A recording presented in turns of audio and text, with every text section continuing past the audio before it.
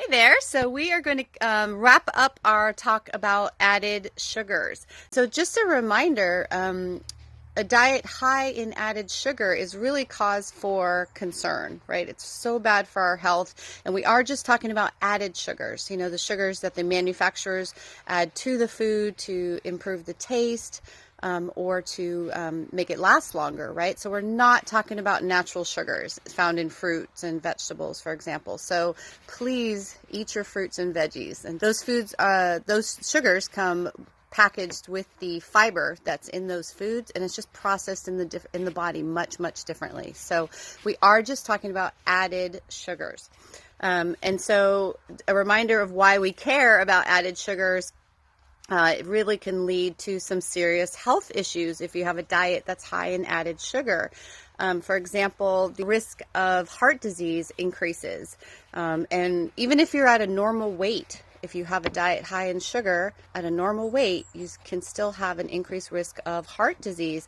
And when we talk about heart disease, we're really talking about coronary artery disease, right? Clogging up our arteries, which may lead to a heart attack. And heart attack is still the #1 cause of death for men and women in the U.S. So we need to be careful and protect our arteries, keep them healthy.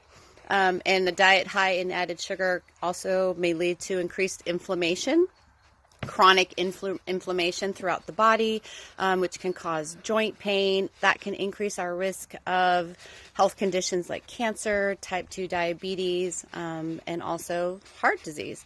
And it also can increase our triglycerides.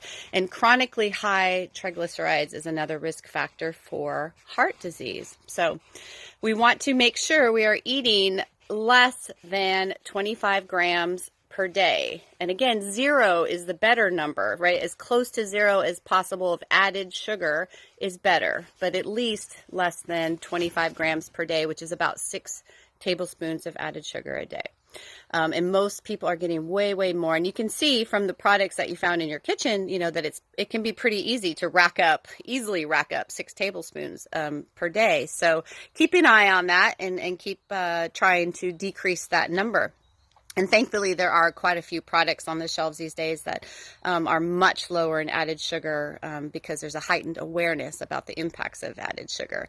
And so there's a lot of reasons why we crave sugar in general, right? And so some of those include just habit, right? We're just used to eating sugar and it tastes good.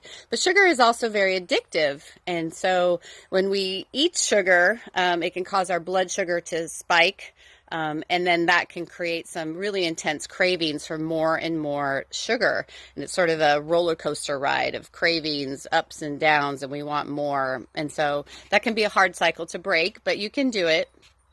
We also tend to crave sugar when we're emotional. And also our hormonal changes can cause us to crave sugar, including the hormonal changes associated with menopause. Definitely can increase our cravings for sugar. And lack of sleep can cause some hormonal disturbances that cause us to crave more sugar as well. So these are things to look out for. And so breaking the sugar habit can be difficult. And if you need some help with this, let me know and let's talk, because this is something that we specifically deal with and talk about and work on in my 12-week program, because it really does matter. It makes a difference. So keep up the good work. Contact me if you need some help, if you want to talk about how I might be able to help you to decrease your added sugar and to rebalance your hormones as well. So I hope this was helpful for you, and I will see you very soon. Bye.